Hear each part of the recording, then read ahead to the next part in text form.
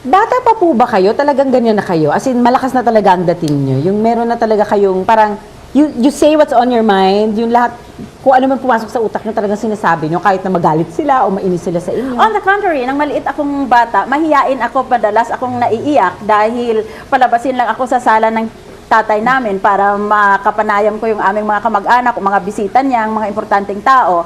Na-upset na ako noon. Gusto ko pabayaan lang niya ako sa isang sulok na nagbabasa.